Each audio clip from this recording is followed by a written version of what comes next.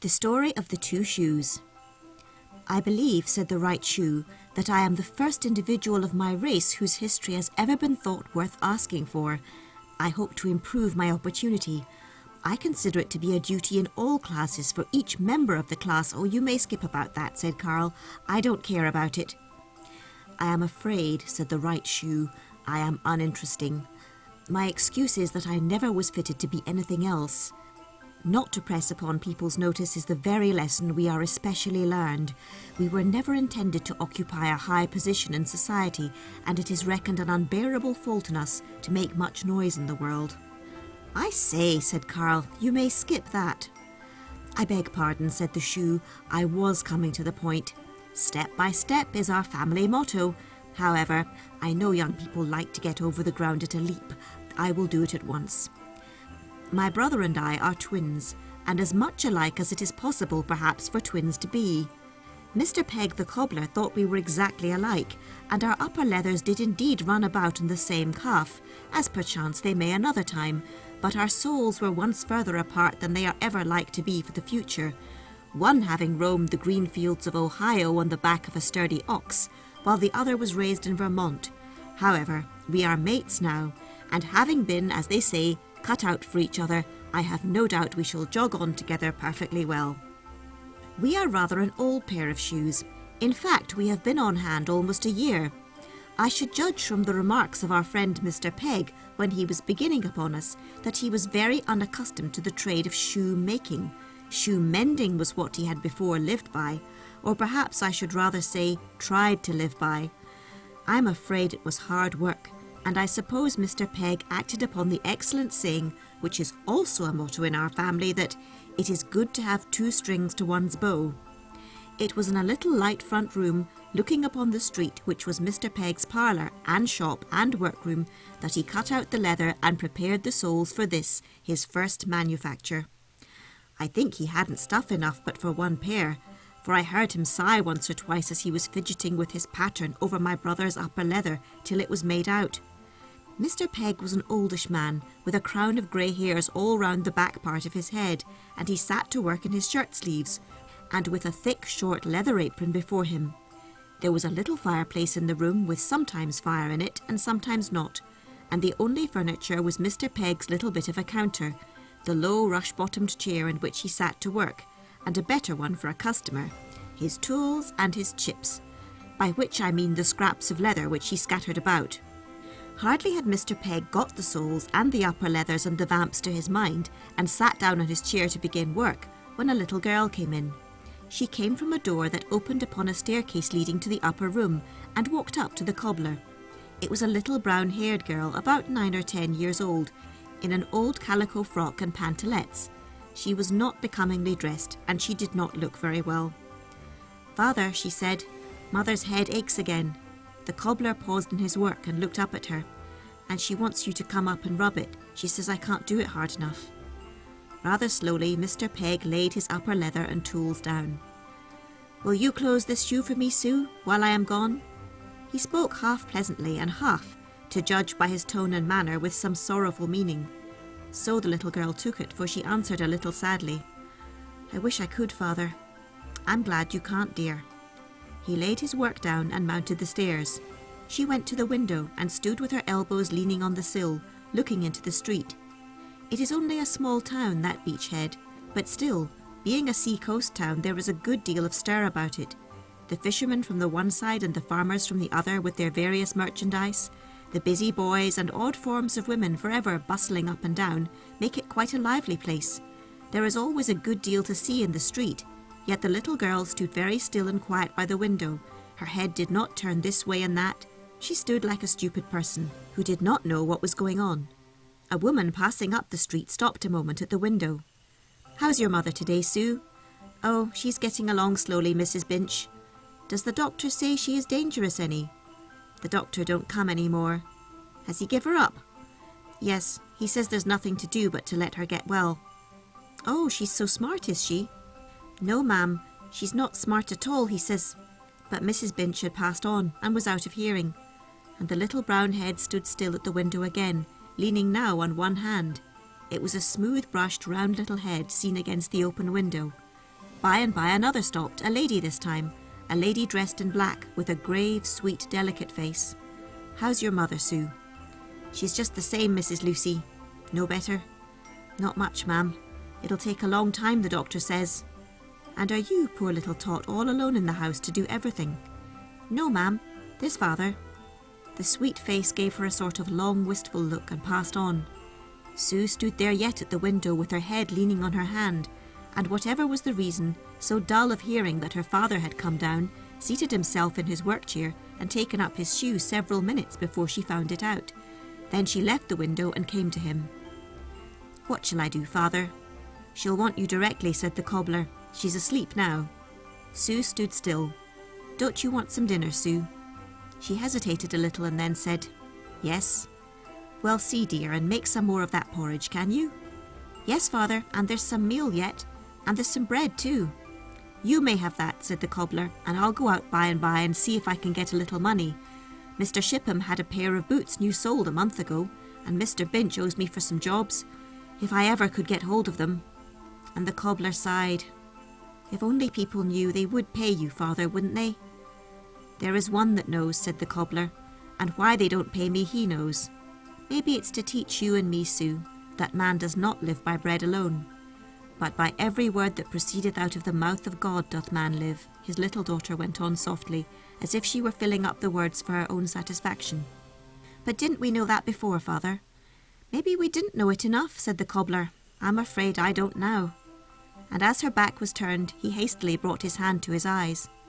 "But father, can one help feeling a little bad when things are so now?" "A little bad. Perhaps one might feel a little bad," said the cobbler. "But if I believed all that I know, I don't see how I could feel very bad. I don't see how I could, and I oughtn't to." His little girl had been raking the fire together and setting on the coals a little iron skillet of water. She turned and looked at him when he said this, as if she had not known before that he did feel very bad. He did not see the look, which was a startled and sorrowful one. He was bending over his shoe leather. She left the room then and went after the meal, which she brought in a yellow earthen dish, and began silently to mix for the porridge. "The Bible says, father," she began, stirring away. "Yes, dear, what does it say?" said Mr. Pegg. "It says, 'Trust in the Lord and do good, so shall thou dwell in the land, and verily—'" Susan's voice broke. "Verily thou shalt be fed," said the cobbler. "Yes, I know it. The thing is to believe it." "You do believe it, father," Susan said softly. "Aye, but I haven't trusted the Lord, nor done good, any to speak of. It'll stand good for you, daughter, if it doesn't for me." She had stirred her meal into the skillet, and now, setting down her dish, she came to his side, and putting her 2 arms round his neck, she kissed him all over his face. The cobbler let fall leather and ends, and hugged her up to his breast. "That's done me more good than dinner now," said he, when he had, albeit tearfully, given her 2 or 3 sound kisses by way of finishing. "You may have all the porridge, Susie." "There's enough, father, and there's some bread too." "Eat it all up," said the cobbler, turning to his work again, maybe to hide his eyes. She stood leaning on his shoulder, just so as not to hinder the play of his arm. "Shall I keep the bread for supper, father?" "No, dear, maybe I'll get some money before supper." "Whose shoes are those, father?" "They aren't anybody's yet." "Whose are they going to be?" "I don't know. The first pair of feet that come along that will fit 'em. If I sell these, I'll get some leather and make more." "Is that the last of your leather, father?" "Aye, the last big enough. The rest is all pieces." She stood a little while longer, laying her head on his shoulder. Then came a knocking upstairs, and she ran away.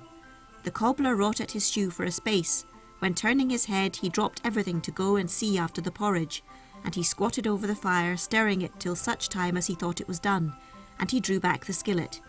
He went to the foot of the stairs and looked up and listened for a minute, and then left it and came back without calling anybody. It was plain he must eat his dinner alone. His dinner was nothing but porridge and salt, eaten with what would have been a good appetite if it had had good thoughts to back it up. And the cobbler did not seem uncheerful, only once or twice he stopped and looked a good while with a grave face into the fire or on the hearth. But a porridge dinner, after all, could not last long. Mr. Pegg set away his plate and spoon, placed the skillet carefully in the corner of the fireplace, took off his leather apron and put on his coat, and taking his hat from the counter, he went out. There were no more stitches set in the shoe that afternoon, for Mr. Pegg did not get home till dark. The first thing that happened after he went away, a gust of wind blew round the house and came down the chimney, bringing with it a shower of soot, which must have sprinkled pretty thick upon the open skillet. Then the wind seemed to go up the chimney again and could be heard whistling off among the neighbouring housetops. A little while later, Susie came down and made for her skillet. She pulled it out and fetched her plate and spoon and began to skim out the soot, but I suppose she found it pretty bad, or else that it would lose her a good deal of the porridge, for one time she set her plate and spoon down on the hearth beside her and laid her face in her apron. She soon took it up again, but she didn't make a large meal of the porridge. She went upstairs then immediately, and when she came down the second time it was near evening. She stood and looked about to see that her father was not come in. Then she built up the fire, and when it was burning stood and looked into it, just in the same way that she had stood and looked out of the window. Suddenly she wheeled about, and coming behind the counter took her father's Bible from a heap of bits of leather where it lay, and went and sat down on the hearth with it, and as long as there was light to see she was bending over it. Then, when the light faded, she clasped her hands upon the shut Bible, and leaning back against the jamb, fell fast asleep in an instant, with her head against the stone. There she was when her father came home. Her feet were stretched out upon the hearth, and he stumbled over them. That waked her. By the glimmering light of the embers, something could be seen hanging from Mr. Peg's hand. "Have you got home, father? I believe I got asleep waiting for you. What have you got in your hand?" "Fish! Oh, father!" You should have heard the change of little Sue's voice when she spoke that. Generally her way of speaking was low and gentle like the twilight, but those two words were like a burst of sunshine. "Yes, dear. Blow up the fire so you can see them. I've been to Mrs. Binch's. I've been all over town almost, and Mrs. Binch's boy had just come in with some, and she gave me a fine string of 'em. Nice blue fish, there." Susan had made a light blaze, and then she and the cobbler admired and turned and almost smelt of the fish for joy.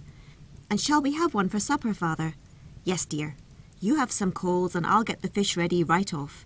Has mother had all she wanted today?" "Yes, father. Mrs. Lucy sent her some soup and she had plenty. And I saved the bread from dinner, father. Isn't it good?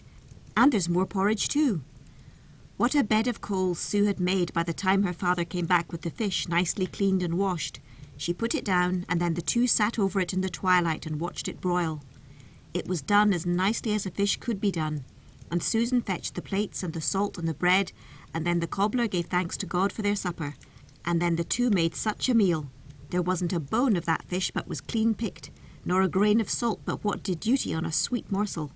There was not a scrap of bread left from that supper, and I was as glad as anything of my tough nature can be, to know that there were several more fish besides the one eaten. Sue cleared away the things when they had done, ran up to see if her mother was comfortable, and soon ran down again.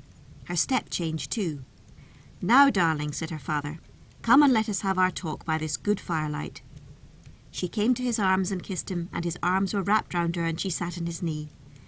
"It's one good thing you haven't lights to work, so we can talk," said Sue, stroking his face. "If you had, we couldn't." "Maybe we would," said the cobbler. "Let us talk tonight of the things we have to be thankful for." "There's a great many of them, father," said Sue with her twilight voice. "The first thing is that we know we have a friend in heaven, and that we do love and trust him." "Oh, father," said Sue, "if you begin with that, all the others will not seem anything at all." "That's true," said Mr. Peg. "Well, Sue, let's have them all. You begin." "I don't know what to begin with," said Sue, looking into the fire. "I have you," said her father, softly kissing her. "Oh, father, and I have you. But now you are taking the next best things." "I shouldn't care for all the rest without this one," said the cobbler. "Nor I shouldn't mind anything but for this," he added somewhat. "But, father, you mustn't talk of that tonight. We are only going to talk of the things we have to be grateful for." "Well, we'll take the others tomorrow night, maybe, and see what we can make of them." "Go on, Susie," said the cobbler, putting his head down to her cheek. "I have my dear little child, and she has her father. That's something to thank God and to be glad for. Every day." "So I do, every day, father," said Susan very softly. "And so do I," said the cobbler. "And while I can take care of thee, my dearest, I will take trouble for nothing else." "Now you are getting upon the other things, father," said Sue. "Father, it is something to be thankful for that we can have such a nice fire every night, and every day if we want it." "You don't know what a blessing 'tis, Sue," said her father. "If we lived where we couldn't get driftwood, if we lived as some of the poor people do in the great cities without anything but a few handfuls of stuff to burn in the hardest weather, and that wretched stuff for making a fire. I'm glad you don't know how good it is, Sue, said he, hugging his arms round her. There isn't a morning of my life but I thank God for giving us wood when I go about kindling it. How do they do in those places without wood, said Sue, sticking out her feet towards the warm, ruddy blaze. He who knows all only knows, said the cobbler gravely. They do without. It seems to me I would rather go without eating and have a fire. I don't know, said Sue thoughtfully, which I would rather. But those poor people haven't either, have they? Not enough, said the cobbler. They managed to pick up enough to keep them alive somehow. And he sighed, for the subject came near home. Father, said Sue, I don't believe God will let us starve. I do not think he will, my dear, said the cobbler. Then why do you sigh? Because I deserve that he should, I believe, said the cobbler, hanging his head. I deserve it for not trusting him better. Casting all your care upon him, for he careth for you. Ah, my dear, we can't get along without running to our upper storehouse pretty often. Father, I guess God don't mean we should. That's just it, said the cobbler. That is just no doubt what he means. Well, dear, let's learn the lesson he sets us. Then, Father, said Sue, don't you think we have a good little house? It's large enough and it's warm. Yes, dear, said the cobbler. Some of those poor people we were talking about would think themselves as well off as kings if they had such a house to live in as this. And it is in a pleasant place, Father, where there are a great many kind people. I hope there are, said the cobbler, who was thinking at the moment how Mr. Shipham had put him off, and Mr. Dill had dodged him, and Mr. Binch had fought every one of his moderate charges. Why, Father, said Sue, there's Mrs. Lucy every day sends things to Mother, and Mrs. Binch gave you the fish, and Mrs. Jackson came and washed ever so many times, and Mrs. Gelatin sent the pudding and other things for Mother, you know. Yes, it seems that womankind is more plenty here at any rate than mankind. Why, Father, said Sue. I hope you'll never know, dear, he answered. It was a foolish speech of mine. And I'm sure it's a blessing, Father, that we have so many things sent for Mother. She has almost as much as she wants, and things we couldn't get. Now, Mrs. Lucy's soup, you don't know how nice it was. I tasted just the least drop in the spoon, and Mother had enough of it for today and tomorrow. And then the doctor says she'll get well by and by, and that will be a blessing. It was a blessing so far off that both the cobbler and his little daughter looked grave as they thought about it. And I'm well, Father, and you're well, said Sue pleasantly. Thank God, said the cobbler. And Father, don't you think it's a little blessing to live near the sea, and to have the beautiful beach to walk upon, and see the waves come tumbling in, and smell the fresh wind? We used to go so often, and maybe by and by we shall again. Don't you think it is a great deal pleasanter than it would be if Beach Head was away off in the country, out of sight of the water? Ah, Sue, said her father, I don't know. I've lived a good piece of my life in one of those inshore places, and I didn't want to hear the sea roar then a days, and I could get along without the smell of salt water. No, you don't know what you are talking about exactly. Every sort of place that the Lord has made has its own prettiness and pleasantness, and so the sea has. But I love the green pasture fields as well as I do the green field of water, to this day. But one might be in a place where there wasn't the sea nor the pasture fields either, Father. So one might, said the cobbler. Yes, there are plenty such places. The sea is a blessing. I was thinking of my old home in Connecticut, but the world isn't all green hills and seashore. There's something else in it, something else. Yes, dear, I love those big waves too. And then, Father, said Sue, laying her hand on his breast, we come back to the best things that you were beginning with. Aye, said the cobbler, clasping his arm round her, and for a little space they sat silent and looked into the fire, and then he went on. Poor as we sit here, and weak and dying as we know we know that we have a tabernacle on high, a house not made with hands, eternal in the heavens. It won't matter much, Sue, when we get there. What would not matter, the cobbler did not say. There was something came in his throat that stopped him. It won't matter, Father, said Sue softly. They sat still a good while.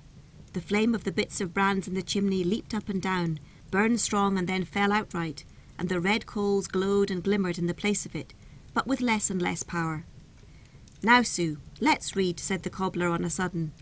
She got up, and he put on the coals 2 or 3 pieces of light stuff, which soon blazed up. While he was doing this, Sue brought the Bible. Then she took her former place in her father's arms, and he opened the book and read by the firelight, pausing at almost every sentence. Praise ye the Lord. We will do that, Sue, said the cobbler, forever. Blessed is the man that feareth the Lord, that delighteth greatly in his commandments. You do that, father, said Sue softly. I do fear him, I do delight in his commandments, said the poor cobbler. I might a great deal more. But see how it goes on. His seed shall be mighty upon earth, the generation of the upright shall be blessed. No doubt of it, only let us see that we are upright, my child. Wealth and riches shall be in his house. Yes, father, but don't you think that means the other kind of riches too? I don't know, said the cobbler. If it does, we shall have them. But I don't know, daughter, see? Wealth and riches shall be in his house, and his righteousness endureth forever. It seems as if that riches had to do with the righteousness. You know what Jesus said, I counsel thee to buy me of gold tried in the fire, that thou mayest be rich. I guess it is the kind of riches of that man who is described as having nothing, and yet possessing all things. Well, so we do, father, don't we? Let us praise him, said the cobbler. Unto the upright there ariseth light in the darkness. What a promise. Unto the upright again, said Sue. Mind it, dear Sue, said her father, for we may see darker times than we have seen yet. Sue looked up at him gravely, but did not speak. Unto the upright there ariseth light in the darkness. He is gracious, and full of compassion, and righteous. That is the upright man, said Sue. A good man showeth favour and lendeth. He will guide his affairs with discretion. Surely he shall not be moved for ever. The righteous shall be in everlasting remembrance. You remember who says, I have graven thee upon the palms of my hands. Thy walls are continually before me. That is Zion, father, isn't it? Said Sue. And just before that, can a woman forget her sucking child, that she should not have compassion on the son of her womb? Yea, they may forget, yet will I not forget thee. We oughtn't to be afraid, father, said Sue softly. I am not afraid, said the cobbler. The righteous shall be in everlasting remembrance. He shall not be afraid of evil tidings. His heart is fixed, trusting in the Lord. There it is, Sue. His heart is established. He shall not be afraid, until he see his desire upon his enemies. He hath dispersed, he hath given to the poor. His righteousness endureth for ever. His horn shall be exalted with honour. The wicked shall see it and be grieved. He shall gnash with his teeth and melt away. The desire of the wicked shall perish. The cobbler closed the book, and he and his little daughter knelt down, and he prayed for a few minutes. Then they covered up the fire, and they went away upstairs together. And the night was as quiet in that house as in any house in the land. The next morning the cobbler and his daughter broiled another fish, but the breakfast was shorter and a less talkative affair than the supper had been. After breakfast the cobbler sat down to his work. But before the shoe was half an hour nearer to being done, Sue appeared at the bottom of the stairs with, Father, Mother says she wants a piece of one of those fish. The cobbler's needle stood still. I don't believe it is good for her, said he. She says she wants it. Well, can't you put it down, my daughter? Yes, father, but she says she wants me to put her room up, and she's in a great hurry for the fish. Mr. Peg slowly laid his work down. Sue ran upstairs again, and the cobbler spent another half hour over the coals and a quarter of a blue fish. Sue came for it, and the cobbler returned to his work again. It was a pretty cold day. The wind whistled about and brought the cold in, and every now and then Sue came down and stood at the fire a minute to warm herself. Every time the cobbler stayed his hand and looked wistfully at her. Never mind, father, said Sue. It's only that I'm a little cold. You're blue, said he. And at last Mr. Peg couldn't stand it. Down went the leather one side of him and the tools the other, and he went and lugged an armful or two of sticks upstairs and built a fire there, in spite of Sue's begging him to keep on with his work and not mind her. But we shan't have wood enough, father, she said at last gently. I'll go at nights to the beach and fetch a double quantity, said the cobbler, till your mother is able to come downstairs. That I can do. I can't bear the other thing if you can. And Sue stayed upstairs, and the cobbler wrought after that pretty steadily for some hours. But in the middle of the afternoon came a new interruption. 2 men came into the shop and gave an order or two to the cobbler, who served them with unusual gravity. When is court day, Sheriff? He asked in the course of business. Tomorrow itself, Mr. Peg. Tomorrow, said the cobbler. What's the matter? Comes the wrong day. It always does. I had forgot all about it, said the cobbler. Can't I be let off, sir? From what? Said the other man. Why, it's rather an ugly job, some think, returned the sheriff. He's got to sit on the jury that is to try Simon Ruffin. I must beg to be let off, said the cobbler. I am not at all able to leave home. You must tell the court then, said he who was called the sheriff. But it won't do any good, I don't believe. Everybody says the same thing pretty much. They don't any of them like the job. But you see, this is a very difficult and important case. A great many have been thrown out. It is hard to get just the right men, those that are altogether unobjectionable, and everyone knows you, Mr. Peg. But my family want me, said the cobbler. They can't do without me at home. Can't you let me go, Mr. Packham? Not I, said the sheriff. That's no part of my privilege. You must ask the court, Mr. Peg. Tomorrow, said the cobbler. Yes, tomorrow, but I tell you beforehand it won't do any good. What excuse can you make? My family want my care, said the poor cobbler. So does every man's family, said the sheriff. He's a happy man that don't find it so. You haven't much of a family, Mr. Peg, have you? If you had my 7 daughters to look after, well! Mr. Gibbs, shall we go? They went, and sitting down again in his chair, the poor cobbler neglected his work, and bent over it with his head in his hand. At length he got up, put his work away, and left the room. For a while his saw might be heard going at the back of the house. Then it ceased, and nothing at all was to be heard for a long time, only a light footstep overhead now and then. The afternoon passed, and the evening came. The cobbler was the first to make his appearance. He came in, lighted the fire which had quite died out, and sat down as he had sat before, with his head in his hand. So his little daughter found him. She stepped lightly, and he did not hear her till her hand was on his shoulder. Then she asked him what was the matter. Oh, nothing that should make me sit so, said the cobbler, rousing himself.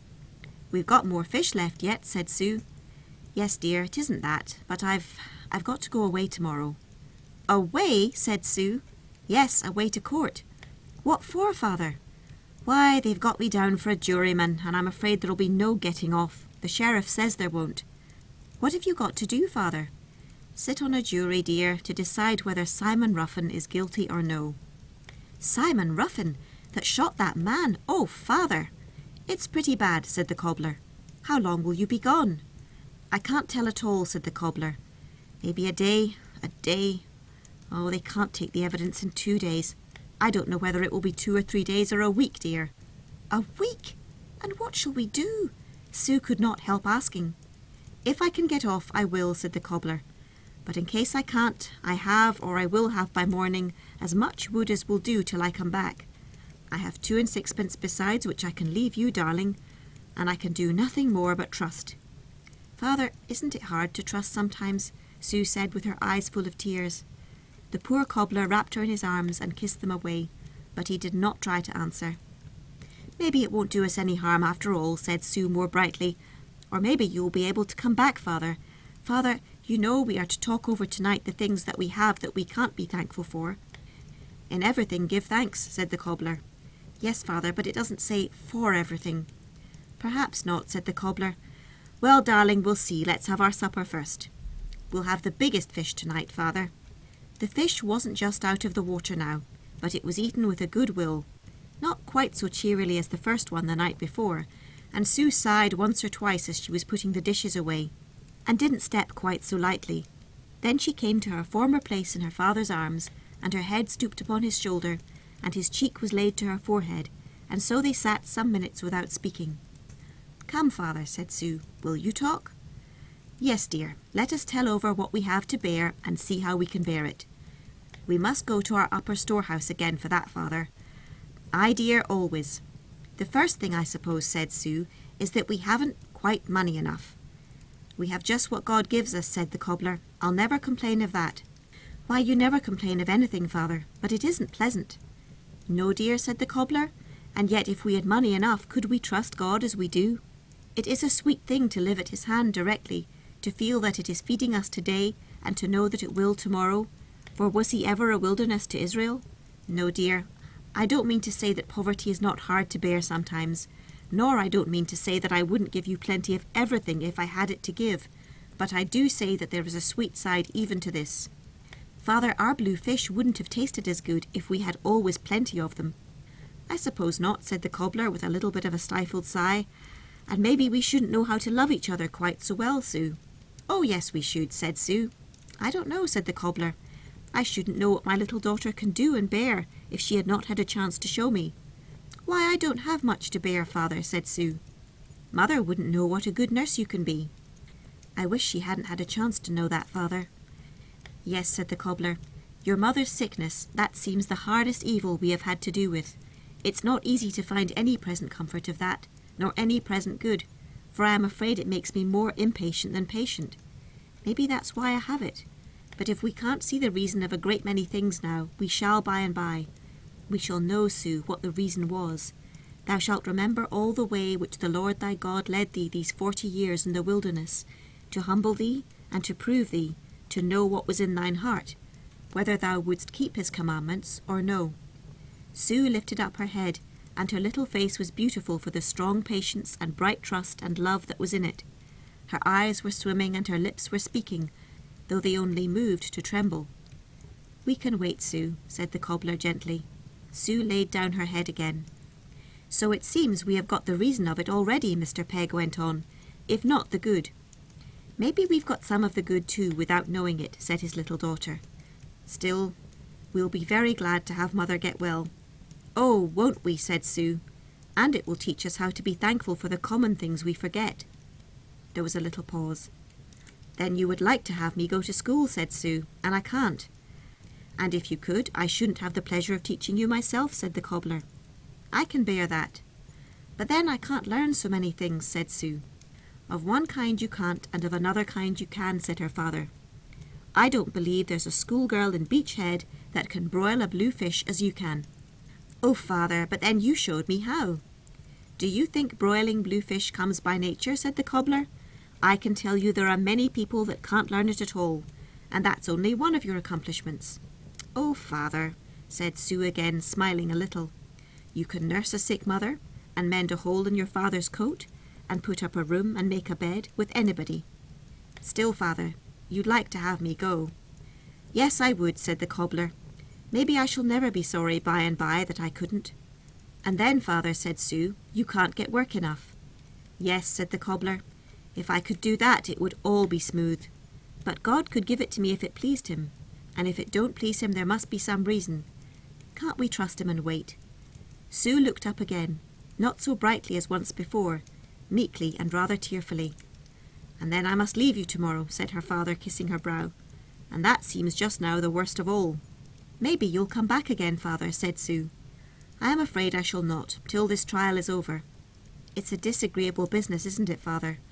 Very disagreeable, as ugly as can be to look at. They were silent a while. Maybe there'll be some good come of it somehow, after all, said Sue in her twilight voice. Good will be the end of it, said the cobbler. There's a kind hand doing it, and an almighty arm upholding us in it. We shall not be utterly cast down. So we must bear to be poor, and to be sick, and to be separated, and just leave it all with God. Father, it's pleasant to do that, said Sue, but you could know by the tone of her words that she was crying a little. Why, darling, if we are poor and sick and in trouble, we have our dear Saviour, and we know that the Lord is our God. We are not poor people, not we, having nothing and yet possessing all things. Who would we change with, Sue? She had to wait a little while before she spoke, but then she said, I wouldn't change with anybody. No more would I, said the cobbler, giving her another kiss. And so they went to bed, a couple of very rich, poor people. But the house looked poor the next day, empty and cold.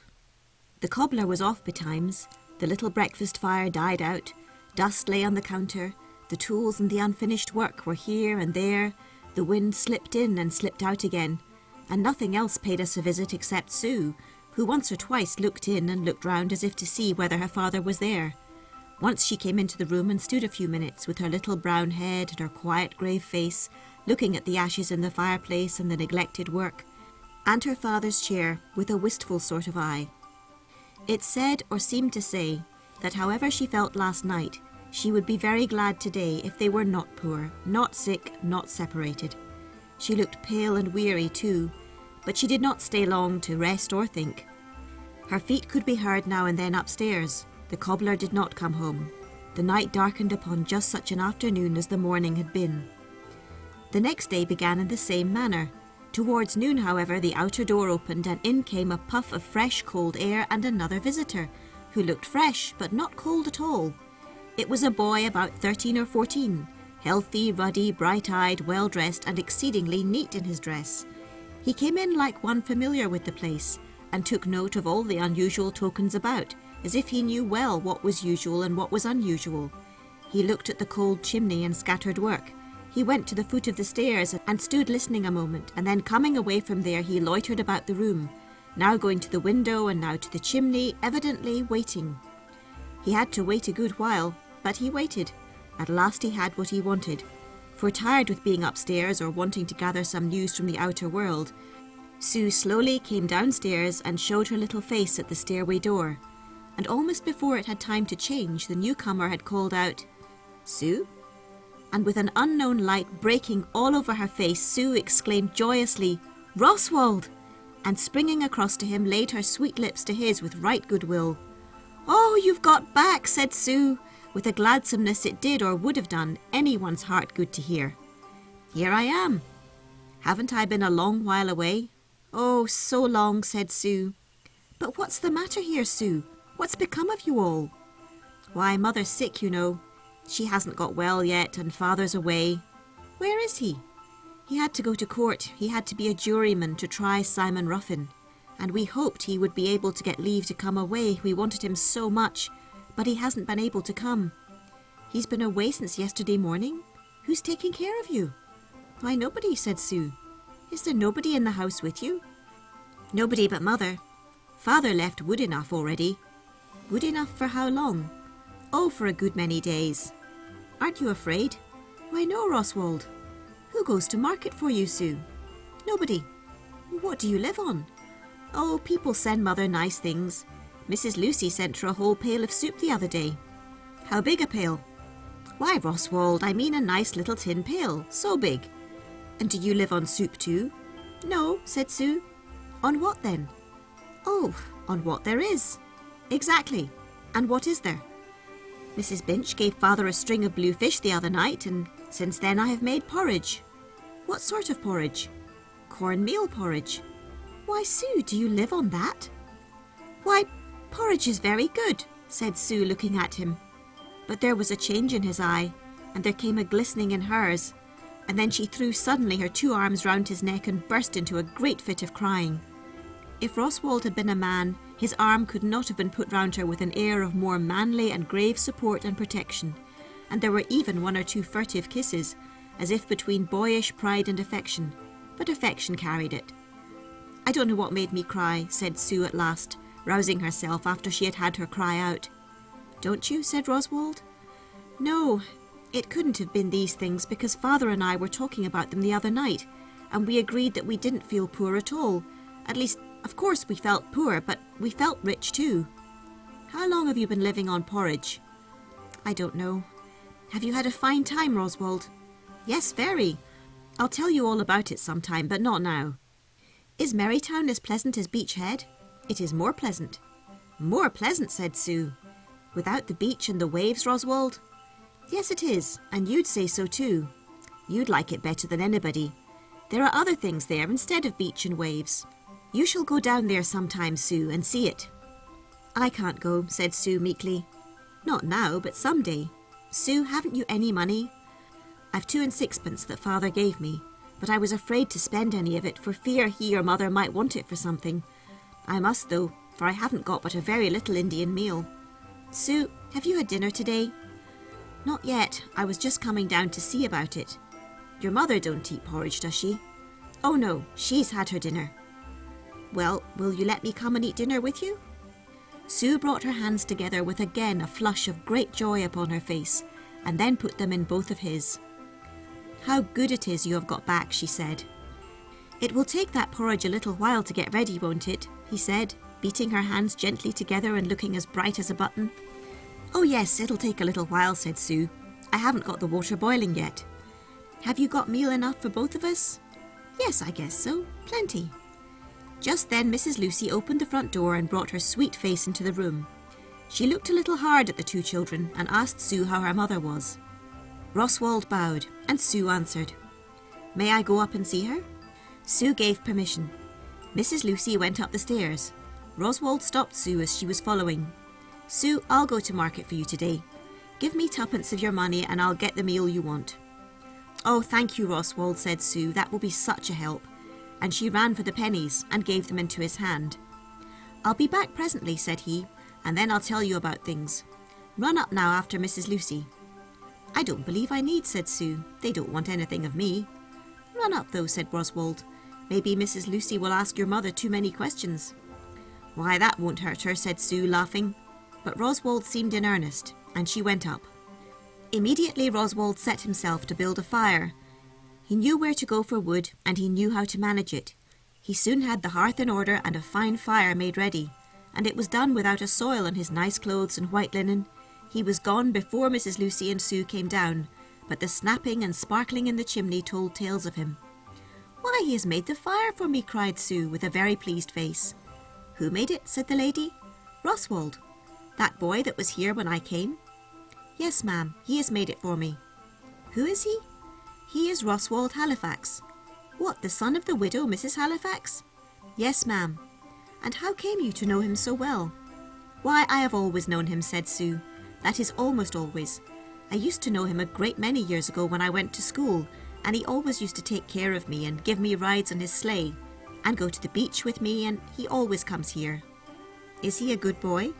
Oh, yes, ma'am, he's the best boy in the whole place, Sue said, with kindling eyes.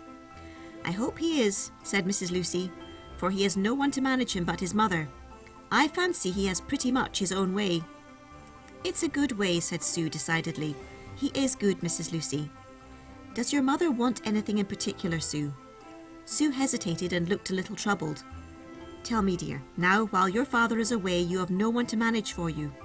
Let me know what I can do. Oh, Roswald would manage for us, said Sue, but what? The lady's manner and tone were very kind. Sue looked up. She has nothing to eat, ma'am. Nothing to eat? No, ma'am, and I've only 2 shillings and 6pence. 2 shillings and 4pence, I mean, to get anything with. And I don't know what to get. She can't eat what we can. Have you nothing more to depend on but that, my child? That's all the money we have, ma'am. And what have you got in the house besides? Tell me, dear. We are all only stewards of what God gives us, and what you want, perhaps, I can supply. Sue hesitated again. We haven't anything, Mrs. Lucy, but a little Indian meal. Roswald is going to buy me some more. Are your father's affairs in so bad a condition, my child? He can't get work, ma'am. If he could, there would be no trouble, and what he does he can't always get paid for. And how long has this been the case, dear? A long time, said Sue, her tears starting again. Ever since a good while before Mother fell sick. A good while before. And then that made it worse. Mrs. Lucy looked at Sue a minute, and then stooped forward and kissed the little meek forehead that was raised to her, and without another word quitted the house. Sue, with a very much brightened face, set about getting her porridge ready, evidently enjoying the fire that had been made for her. She set on her skillet and stirred in her meal, and when it was bubbling up properly, Sue turned her back to the fire and stood looking and meditating about something. Presently away she went, as if she had made up her mind. There was soon a great scraping and shuffling in the back room, and then in came Sue, pulling after her with much ado a big empty wooden chest, big enough to give her some trouble. With an air of business she dragged it into the middle of the room, where it was established solid and square, after the fashion of a table. Sue next dusted it carefully, and after it the counter and the chairs and mantel-shelf. The floor was swept clean always, and Sue herself, though in a faded calico, was as nice in her ways as her friend Roswald. Never was her little brown head anything but smooth brushed, her frock clean, her hands and face as nice and pure as nature had meant them to be. Roswald looked as if soil could not stick to him. When the room was in a due state of nicety, Sue brought out and placed the 2 plates, the salt cellar with the little wooden spoon in it, the tumblers of blown glass, a pitcher of water, and the spoons. She had done then all she could, and she turned to watch her porridge and the front door both at once, for she did not forget to keep the porridge from burning, while her eye was upon the big brown door at every other minute. The porridge had been ready some time before the door at last opened, and in came Roswald, bearing a large market basket on his arm. "It is astonishing," said he as he set it down, "what a heavy thing Indian meal is." "Why, Roswald," said Sue, "did you get all that with 2 cents?" "No," said Roswald, "The basket I borrowed. It is my mother's." "But have you got it full?" said Sue. "Pretty full," said Roswald complacently. "I never thought 2 cents would buy so much," said Sue. "Didn't you?" said Roswald. "Ah, you're not much of a market woman yet, Sue. My arm is tired." "I'm sorry," said Sue, "but I'm so glad you've got it for me." "So am I. Now is that porridge ready?" "Ready this great while," said the little housekeeper, carefully dishing it out. "It's been only waiting for you." Roswald looked at her with a curious, gentle, sorrowful expression, which was as becoming as it was rare in a boy of his years. "Are you hungry, Sue?" "Yes," said Sue, looking up from her dish with a face that spoke her perfectly satisfied with the dinner and the company. "Aren't you?" "Why, I ought to be. The air is sharp enough to give one an appetite. Sue." "What?" "Do you eat your porridge alone?" And sitting down, with an air of determination, he drew the porridge dish quite to his end of the chess table and looked at Sue as much to say, "You don't touch it." "What does that mean?" "Aren't you going to let me have any?" said Sue, laughing. "No." "Why not?" "I shall want all the porridge myself. You'll have to take something else, Sue." "But I haven't got anything else," said Sue, looking puzzled and amused. "Well, if you give me my dinner, it's fair I should give you yours," said Roswald. And rising, he brought his market basket to the side of the table and sat down again. "It's a pity I can't serve things in their right order," he said, as he pulled out a quantity of apples from one end of the basket. "But you see the dinner has gone in here head foremost. I never saw anything so troublesome to pack. There's a loaf of bread now that has no business to show itself so forward in the world, but here it comes. Sue, you'll want a knife and fork." And he set a deep, longish dish with a cover on the table, and then a flat, round dish with a cover. Sue looked stupefied. Roswald glanced at her. "Your appetite hasn't gone, Sue, has it?" But she got up and came round to him and put her face in her 2 hands down on his shoulder and cried very hard indeed. "Why, Sue," said Roswald gently, "I never expected to see you cry for your dinner." But Sue's tears didn't stop. "I'll put all the things back in the basket if you say so," said Roswald, smiling. "I don't say any such thing," said Sue, lifting up her tearful face and kissing his cheek, and then she went round to her seat and sat down with her head in her hands. Roswald, in his turn, got up and went to her and took hold of her hands. "Come, Sue, what's the matter? That isn't fair. Look here, my porridge is growing cold." And Sue laughed and cried together. "Dear Roswald, what made you do so?" "Do how?" "Why, do so. You shouldn't. It was too good of you." Roswald gave a merry little bit of a laugh and began to take off the covers and put them on the counter. "Come, Sue, look up. I want my porridge and I am waiting for you. Where shall I get a knife and fork? In the pantry in the back room?" Sue jumped up, wiping away her tears, and ran for the knife and fork. And from that time, throughout the rest of the meal, her face was a constant region of smiles. "A roast chicken! Oh, Roswald! Her mother will like a piece of that. How good it smells!" "She's had her dinner," said Roswald, who was carving. "You must take a piece of it first.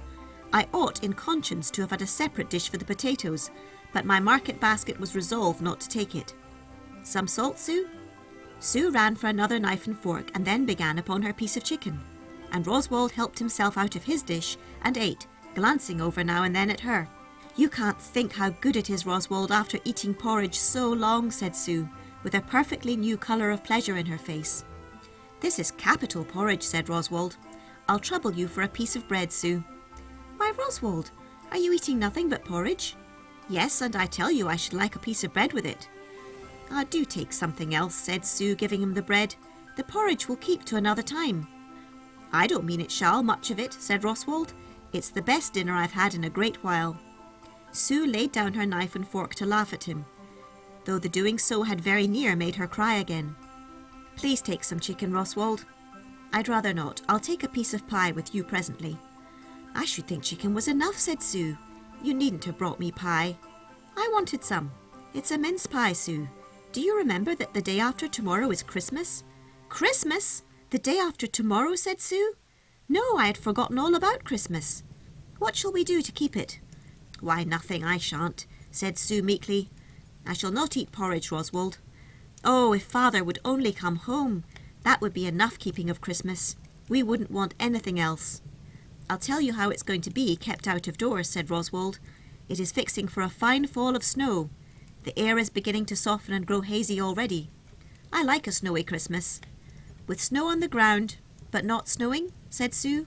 Yes, both ways. Now, Sue, have you another plate, or will you take it in your fingers? Sue ran off for plates. How I wish I could give some of this to father, she said as she tasted her first bit of pie. How will he get anything to eat, Roswald? Oh, they will take care of that, said Roswald. He will have a good dinner, Sue. You needn't be concerned about it. If they didn't feed their jurymen, you know, they might have no jury by the time the case was got through, and that would be inconvenient. Hasn't he been home at all? No. They do sometimes let them come home, said Roswald, but in this case I suppose they are keeping everybody tight to the mark. Why shouldn't they let them come home at night, said Sue. What would be the harm? They must sleep somewhere. They are afraid, Sue, that if they let them out of sight, someone may talk to them about the case and put wrong notions into their heads so that they won't give a true verdict. And what is a verdict, said Sue. It's the jury's decision. You see, Sue, all the people, all the lawyers on both sides, will bring all the proof they can to show whether Simon Ruffin did or didn't shoot Mr. Bonnycastle. One side will try to prove he did, and the other side will try to prove he didn't. The jury will hear all that is to be said, and then they will make up their minds what is the truth. When they are ready, the judge will ask them, Gentlemen, are you agreed upon a verdict? And the foreman will say, Yes. Then the judge will ask, Is the prisoner at the bar guilty or not guilty? And the foreman will say, according as they have decided, guilty or not guilty. And that answer is the verdict. And then he will be hung, said Sue. If they find he is guilty, he will. But they don't condemn him, that's the judge's business. The jury only decide what is the truth. Why must they have so many men to do that? Why wouldn't one do as well? It would if they could always be sure of having a man who couldn't and wouldn't make a mistake. It isn't likely that 12 men will make all the same mistake. And must they all be agreed, said Sue. They must all be agreed. And if they are not, the man can't be hanged. No, nor set free. I'm glad of that, said Sue. Why, Sue? Because if father isn't sure that man is guilty, I mean that he shot Mr. Bonnycastle, he won't let them do anything to him. It's well you can't be a juryman, Sue. You would never let any rogue have his rights. Yes, I would, said Sue gravely, if I thought he deserved them. I wouldn't trust you, said Roswald. I should like to have you on the jury if I was standing a trial for my life. You'd be challenged, though. Challenged, said Sue. Yes. What is that? Why, Simon Ruffin, for instance, might say, Mr. Pegg is an old enemy of mine. He has a spite against me. He would not be a fair judge in my case. That would be challenging your father as an improper juryman, and he would be put out of the jury. But father isn't anybody's enemy, said Sue. No, I know he isn't, said Roswald, smiling, but that's an instance. Will you have some more pie, Sue? No, thank you. I'll put these things away and see if mother wants anything. Then if she doesn't, I'll come down and we'll talk. While Sue cleared away the dishes, Roswald mended the fire. You may as well let the table stand, Sue, said he. We shall want it again. Why, are you coming to eat with me again? Said Sue, laughing. I dare say I shall if your father don't come home, said Roswald. Sue soon came downstairs, for her mother luckily did not want her, and the two drew their chairs together and had a very long conversation, in the course of which Roswald gave many details of his stay at Merrytown, and enlightened Sue as to the charms and beauties of a country village. Sue looked and listened and questioned and laughed, till there came a knocking upstairs, and then they separated. Sue went up to her mother again, and Roswald left the house. The room did not look desolate any more, though it was left again without anybody in it. There was the chess table, and the contented-looking fire, and the two chairs. All this while we shoes lay in the corner, and nobody looked at us. It seemed as if we were never to get done. The fire had died when Mrs. Lucy came again. Her knock brought Sue down. She had come to bring another little pail of soup, and a basket with some bread and tea and sugar. Don't spend your money, my child, she said. Keep it till you need it more. This will last your mother tomorrow, and I will see that you have something stronger than porridge. Oh, I have, Mrs. Lucy, said Sue with a grateful little face, which thanked the lady better than words. I've got plenty, for I don't know how long. You don't look as if you were out of heart, said Mrs. Lucy. You know who can send better times. Oh, yes, ma'am, said Sue. He has already. Trust him, dear, and let me know all you want. Sue stood sober and silent while Mrs. Lucy went out at the door, and then she fell down on her knees before one of the chairs and sunk her head in her hands, and was quite still for a minute or two, till the knocking sounded again. It was not a gentle tap on the floor just to let Sue know she was wanted. It was an impatient, quarrelsome, vexatious rat-a-tat-tat-tat-tat, rat-tat, rat-tat. Sue ran up. The cobbler did not come home that night, and Roswald would stay in the house. Sue did all she could to hinder him, for indeed there was nothing for him to sleep on but the pile of leather scraps. But he would not be hindered. "But your mother, Roswald," Sue gently urged. "What of my mother? She will want you." "How do you know that?" "Well, I should think she would," said Sue. "Should you? Well, she thinks, and so do I, that you want me more." "How good you are, dear Roswald." "Not very, Sue," said Roswald calmly. "Do you know what Mrs. Lucy says?" said Sue. "She says that you have your own way in everything." "Mrs. Lucy might have gone wider of the mark, I suppose," said Roswald, blowing up the fire. "Mrs. Lucy is very good," said Sue. "She brought us some tea and sugar this afternoon." "Did she?" said Roswald. "Then what will you do with what Mrs. Halifax sent?" "Did she send us some?" said Sue. "Oh, Roswald!" Roswald laughed at her, and Sue did not know what to do with herself. She went and fetched down a quantity of coverlids and things for Roswald to wrap himself in and be warm during the night, and begged him to keep a good fire. The next day still the cobbler did not come home.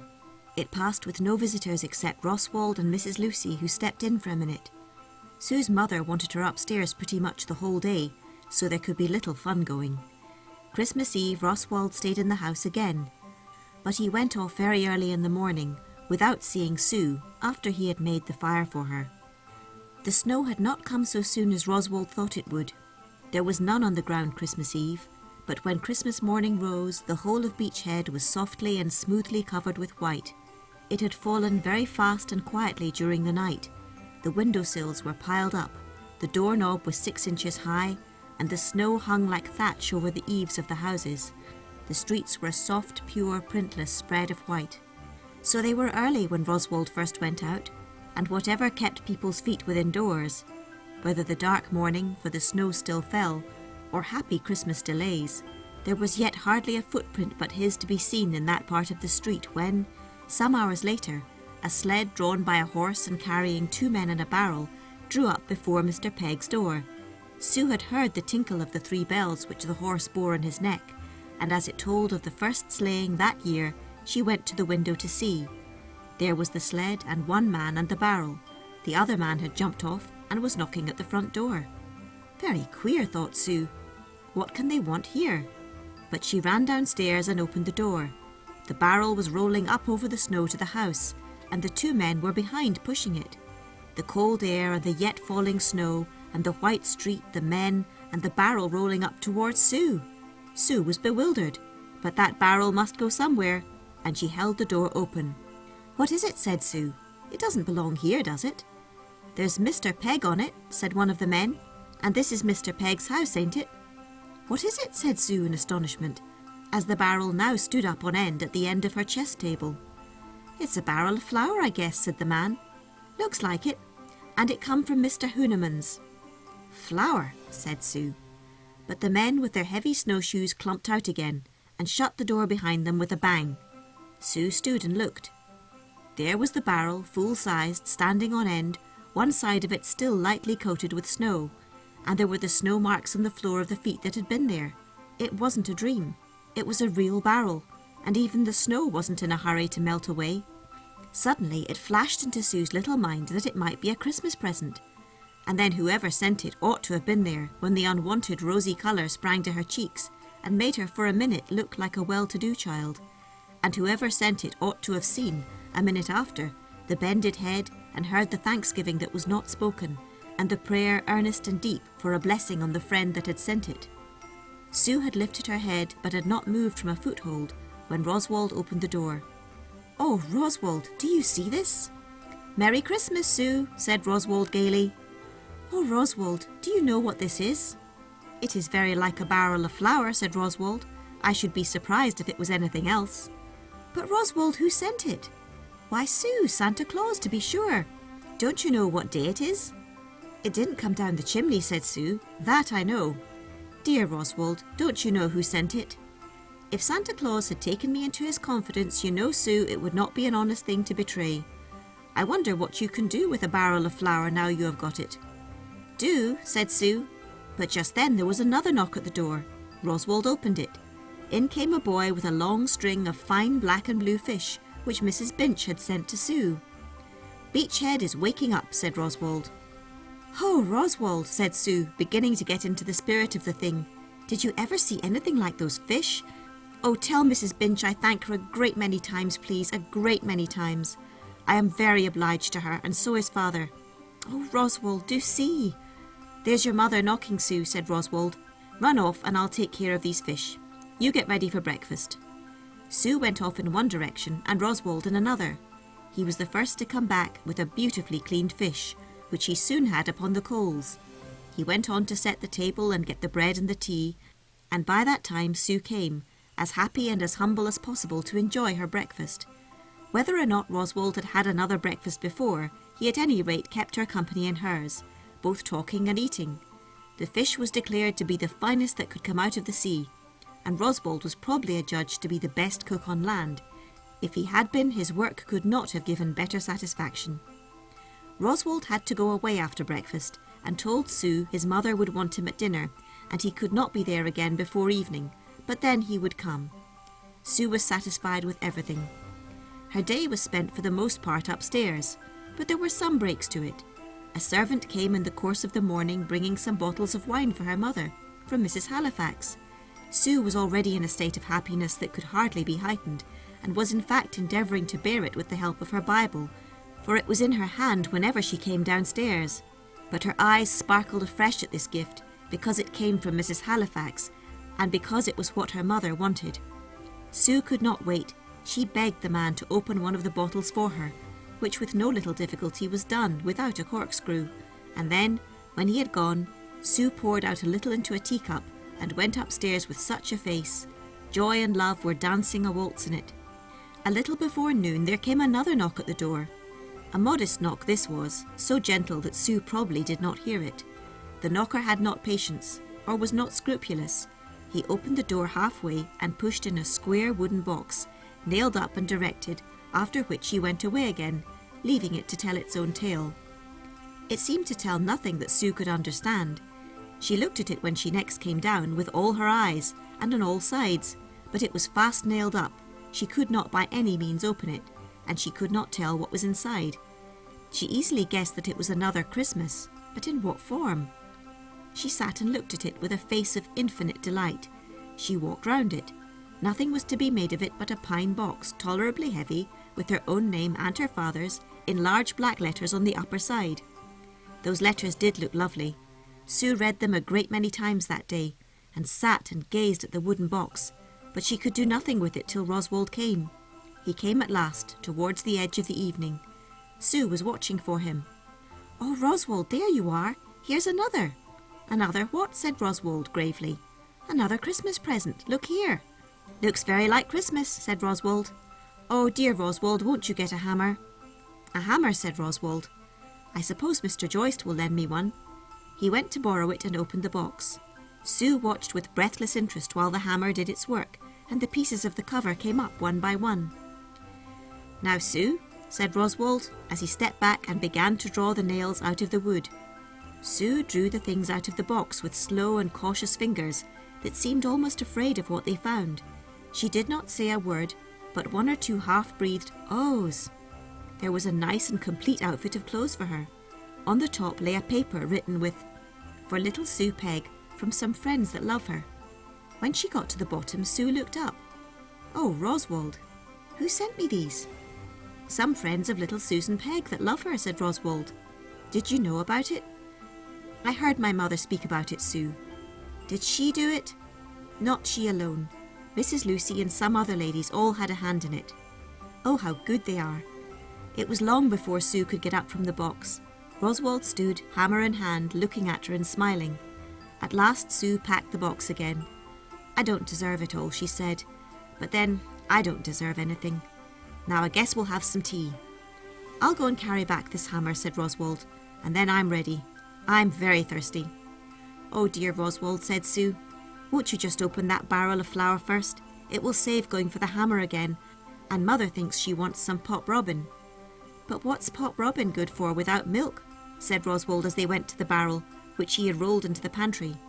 "Oh, now I might get a halfpenny's worth of milk," said Sue.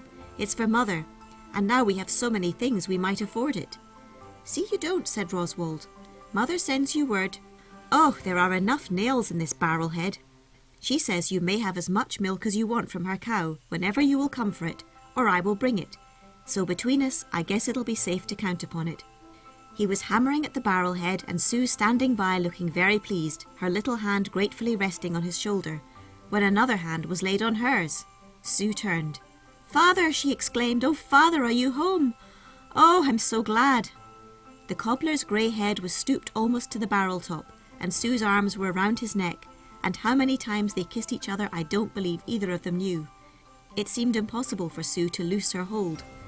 "And you are here, my boy," said the cobbler, turning to Roswald, "doing my work." "No, sir, I have been doing mine," said Roswald. "Oh, Father, he has taken such care of me," said Sue. "I warrant him," said the cobbler. "If I could only have known that Roswald Halifax was in town, I could have minded my business with some quietness." "And is it done, Father?" said Sue. "It is done, my child." "And what have you done with that man?" "We have declared him, upon our judgment, not guilty." "Oh, I'm so glad," said Sue. They came back to their tea, all three, and more blackfish were broiled, and all the Christmas was told over, and well nigh all the trial. The jury had been kept in all Christmas Day to agree upon their verdict. From that day the cobbler's affairs improved. Whether his friends exerted themselves to better his condition now that they knew it, or whether Mr. Ruffin's friends did, or whether neither did, but other causes came into work, certain it is that from that time the cobbler's hands had something to do, and more till they had plenty. So it came to pass that this poor pair of shoes didn't get finished till about a month ago, and then Mr. Krinken must take it into his head that we would fit his little boy, and bought us, for which we owe him a grudge, as we wanted decidedly to spend our lives with Mr. Peg and his little brown-headed daughter. "Did Mrs. Peg get well?" said Carl. "Yes, long ago, and came downstairs. But she was no improvement to her family, though her getting well was." "I am very sorry that story is done," said Carl. "I want to hear some more about Roswald Halifax." "There is no more to tell," said the shoe. If Carl had been puzzled on Friday as to what story he would hear, he was yet more doubtful on Saturday. There lay the pine cone, the hymn book, and the stocking on the old chest, and there sat Carl on the floor beside them, sometimes pulling his fingers, and sometimes turning over the three remaining storytellers by way of helping him to make up his mind. As a last resort, he was taking a meditative survey of the ends of his toes, when a little shrill voice from the chest startled him, and the pine cone began, without more ado.